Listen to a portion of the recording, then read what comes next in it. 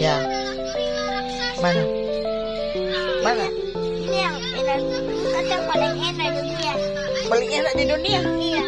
Merek apa ini kah? Merek apa ini?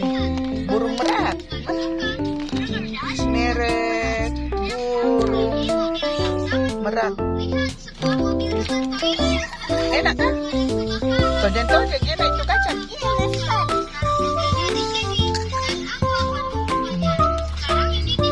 Coba Oma merasa. Enak nih. Iya.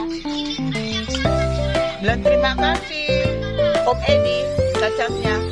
Siapa? Om Edi yang kasih namanya Om Edi. Kasih kacang coklat. Enak kacangnya Om Edi. Iya.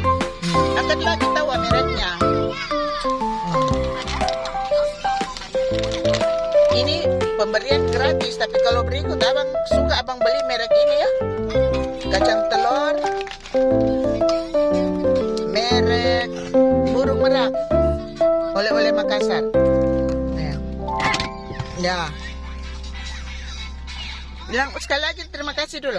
Terima kasih, Pak Edi. Ya, kacangnya enak.